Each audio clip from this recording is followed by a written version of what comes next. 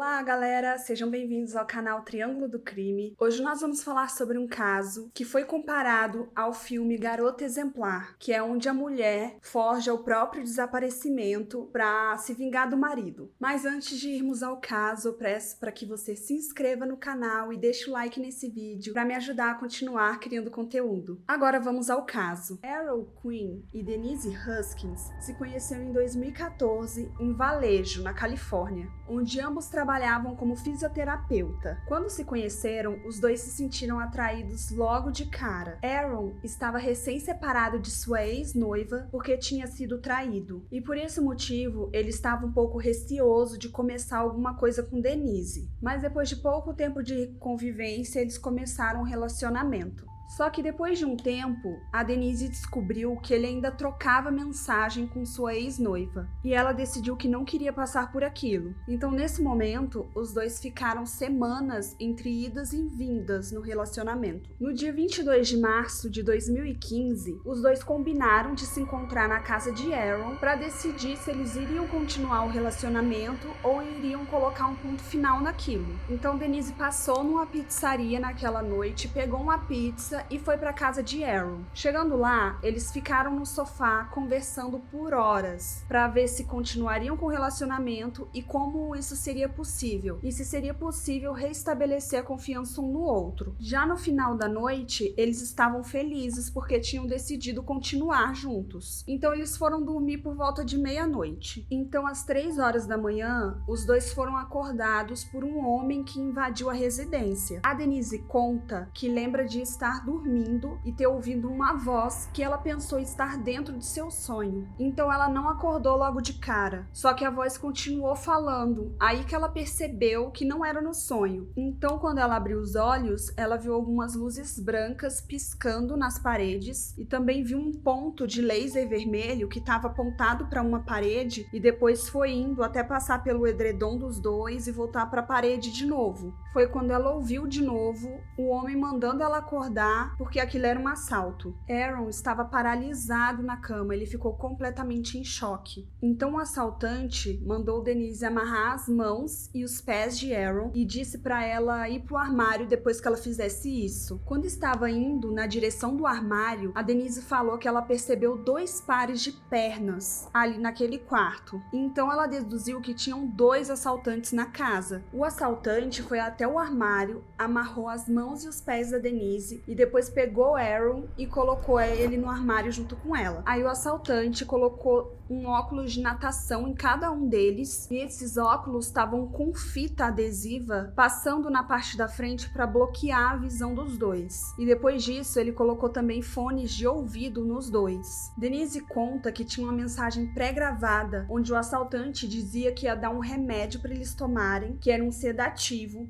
e que se eles não tomassem, ele teria que aplicar via intravenosa. Aaron disse que na mensagem o assaltante se referia a ele pelo nome, mostrando que o assaltante já o conhecia, e foi nesse momento que ele percebeu que ele e a Denise estavam correndo sérios riscos. O invasor estava fazendo algumas perguntas e em dado momento ele percebeu que parte do plano tinha dado errado. Ele chegou a comentar que eles tinham recebido informações erradas. Então o assaltante perguntou para Aaron se Denise e sua ex-esposa eram parecidas. E Aaron falou que sim, que elas eram parecidas, que as duas tinham cabelo liso, loiro e longo. Nessa hora, Denise percebeu que não era ela que o assaltante estava querendo naquele momento. Então ela estava achando que eles iam embora e iam deixar os dois ali. Só que não foi isso que aconteceu. O invasor disse que levaria Denise e a manteria em cárcere por 48 horas.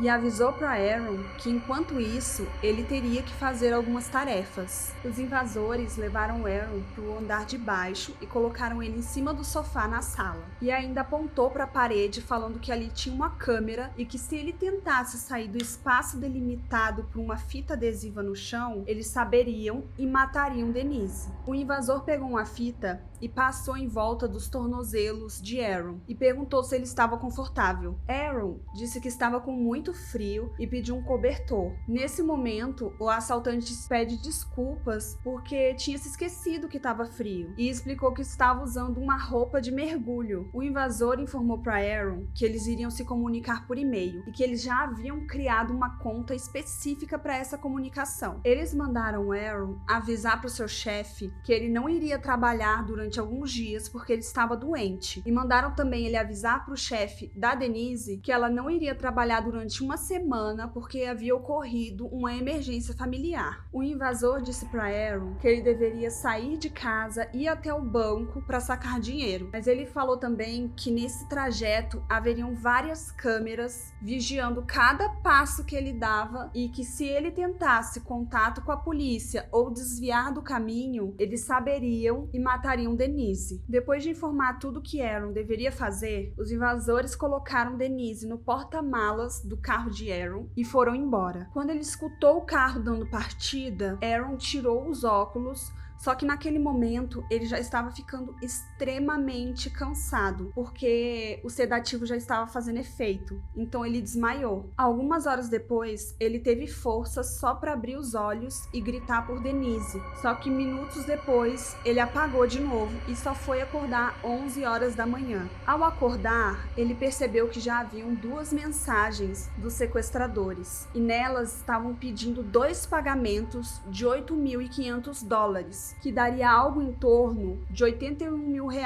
Ele chegou a responder as mensagens, mas como não obteve nenhuma resposta, ele começou a ficar em pânico. Ele queria muito chamar a polícia, mas com medo de estar sendo realmente vigiado, ele ligou para o seu irmão mais velho, que trabalhava no FBI, e seu irmão orientou que ele ligasse o mais rápido possível para a polícia. Quando a polícia chegou na casa de Aaron, já fazia 9 horas que a Denise tinha sido levada, e a primeira coisa que os policiais perguntaram era se ele estava drogado. Aaron respondeu que sim, mas deixou claro que quem drogou ele e a Denise haviam sido os assaltantes. Assim que entraram na sala, os policiais retiraram a câmera e perguntaram para Aaron o que ele estava fazendo durante aquelas horas todas que ele não foi pedir ajuda para Denise. E alguns policiais repararam também que tinha muitas latas perto do lixo na parte de fora da casa. Então eles começaram a questionar se Aaron estava dando uma festa naquela noite. Aaron já estava um pouco incomodado com as perguntas e respondeu que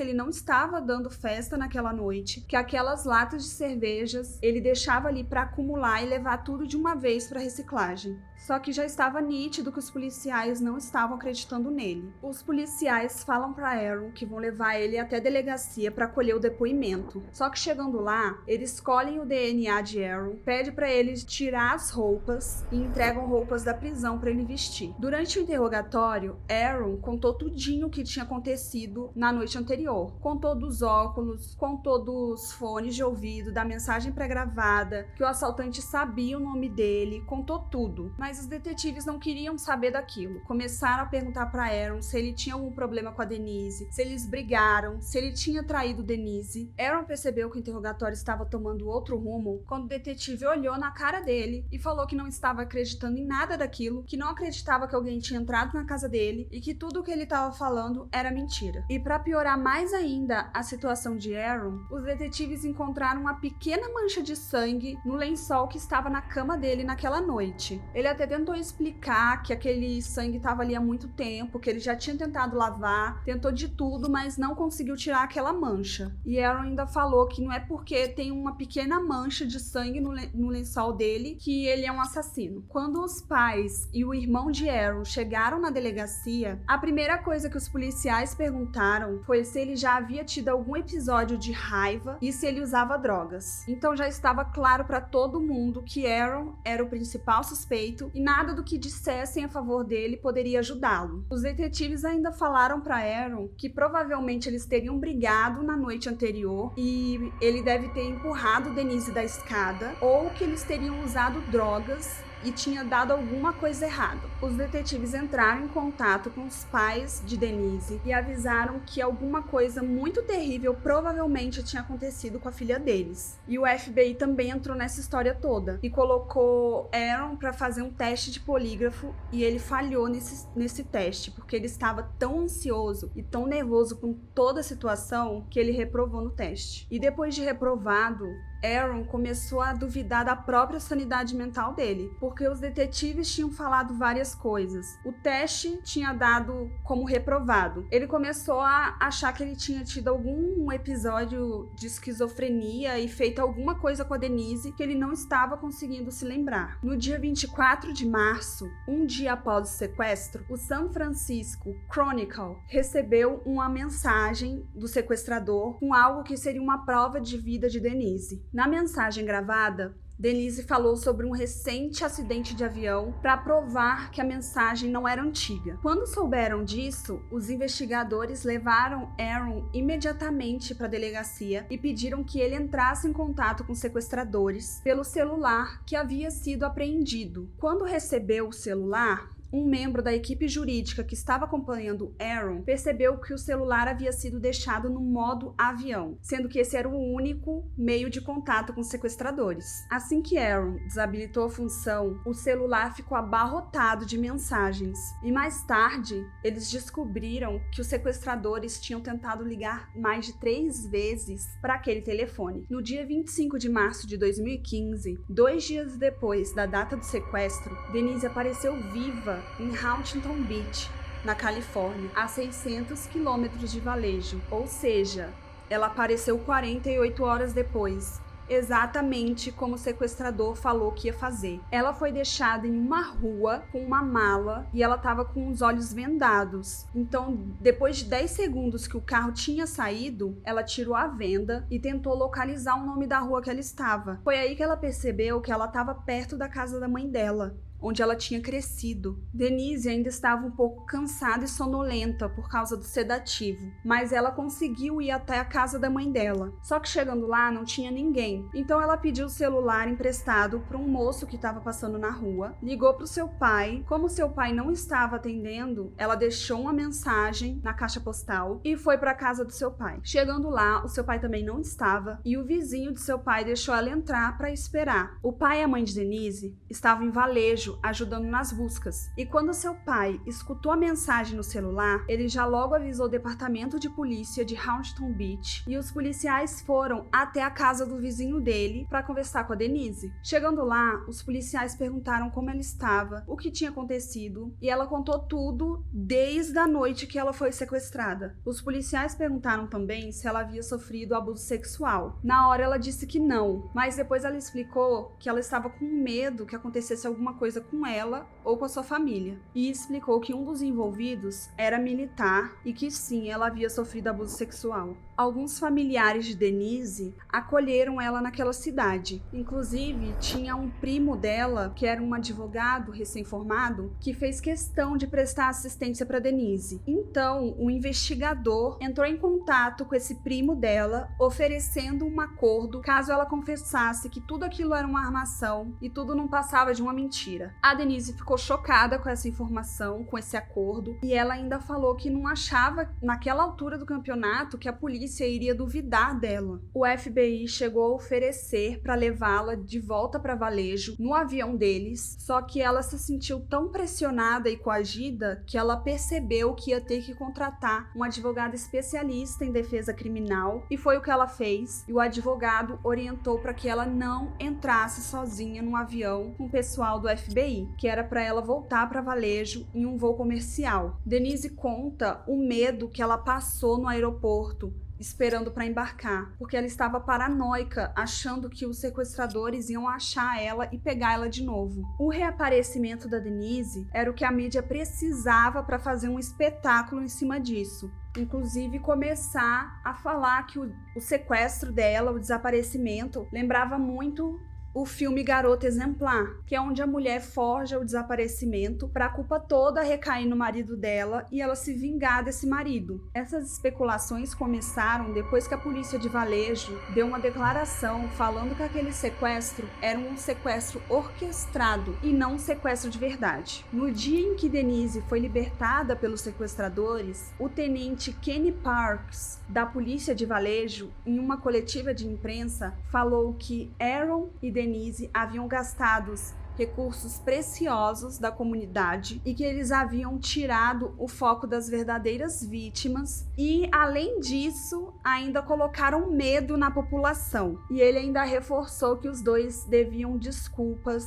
à sociedade. Quando Denise chegou a São Francisco e conheceu pessoalmente seu advogado, ela ficou muito aliviada e se sentiu segura para contar tudo o que tinha acontecido. Ela contou toda a história para ele e ainda contou que havia sido abusada 2 vezes e que em uma dessas vezes o abusador tinha gravado um vídeo. Denise disse também que o sequestrador falou para ela que ele fazia parte de uma organização que tinha mais 3 pessoas e que cada um era responsável por uma coisa, e que inclusive ele estava sendo orientado a gravar um vídeo do abuso para ter algo contra ela caso ela fosse na polícia. Os advogados de Aaron e Denise tentaram fazer de tudo para defendê-los, mesmo tendo vários percalços colocados pela polícia e pelo FBI. O advogado de Denise pressionou a polícia para que eles fizessem um teste para comprovar o abuso sofrido, só que eles demoraram propositalmente. E quando ele foi conversar de novo com eles para explicar que eles iam perder a prova, um policial chegou e falou para ele orientar a Denise a dormir com as mesmas roupas e a não tomar banho. Depois os policiais negaram que alguém tenha dito isso. Levou apenas um dia do reaparecimento de Denise para que o San Francisco Chronicle recebesse uma outra mensagem do sequestrador, porque ele estava irritado que a polícia estava tratando o sequestro dela como uma farsa. Na mensagem, ele inclusive manda detalhes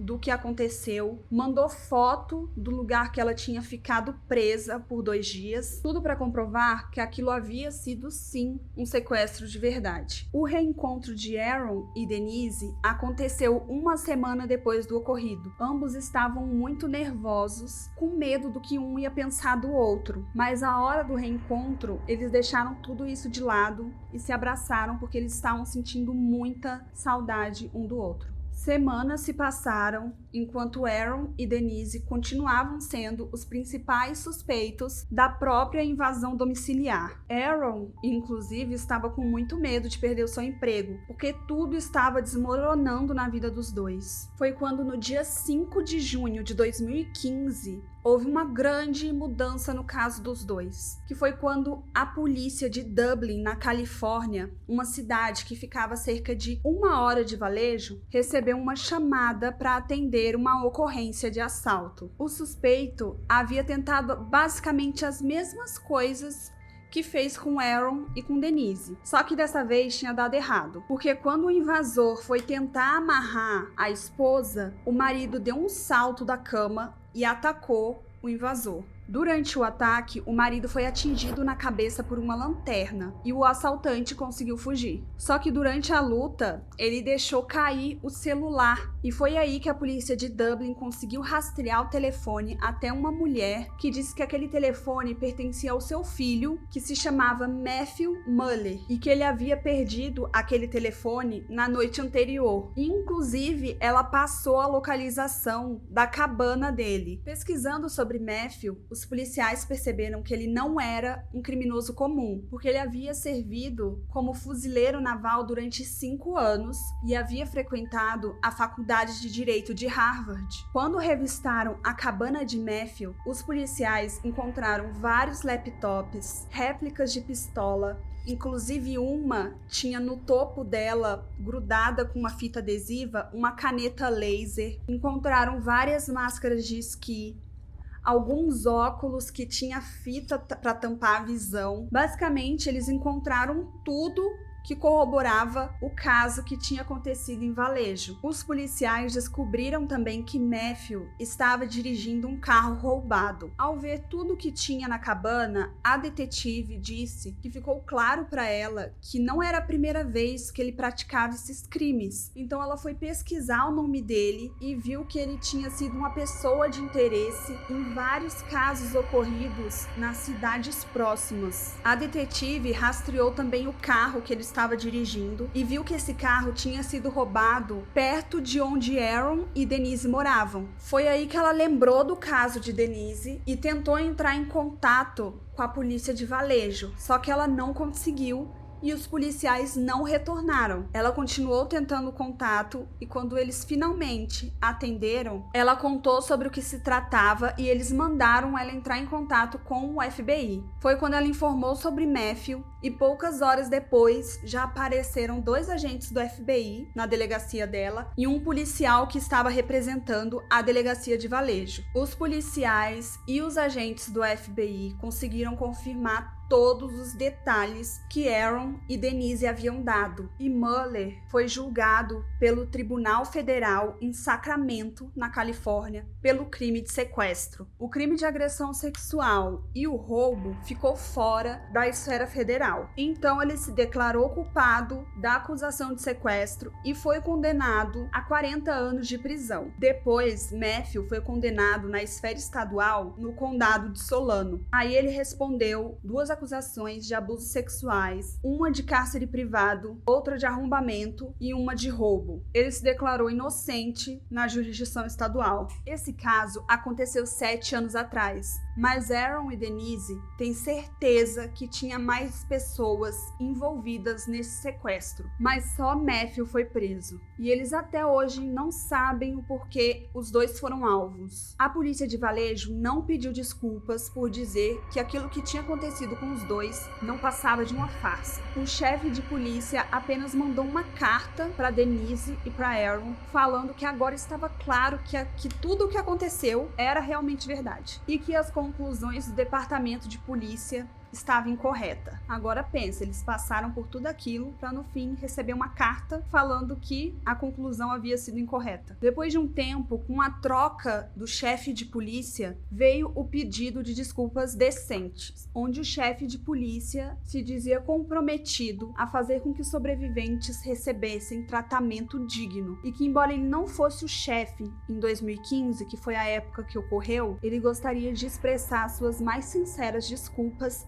a Denise e a Aaron, pela forma com que os 2 foram tratados durante aquele acontecimento. Em 2016, Aaron e Denise entraram com uma ação civil contra a polícia de Valejo e também contra a cidade de Valejo. Eles acabaram optando por resolver aquilo fora dos tribunais e ficou acordado o valor de 2,5 milhões de dólares, que hoje em dia seria algo perto de 12 milhões de reais. Mas nem a cidade, nem o departamento de polícia assumiu qualquer irregularidade durante as investigações. Depois de tudo que enfrentaram, Aaron e Denise se casaram, tiveram uma filha e hoje vivem felizes juntos. Gente, esse caso foi bem extenso, eu achei muito interessante trazer para o canal. Eu fiquei chocada com o caos que virou a vida dos 2, com o fato da mídia ter feito um estardalhaço em cima, a polícia ter agido de maneira totalmente equivocada e sem respeito nenhum pelas partes. Então achei bem interessante trazer para o canal e peço para que vocês deixem no comentário o que vocês acharam. Eu vou adorar ler e interagir. Então a gente se vê no próximo vídeo. Tchau!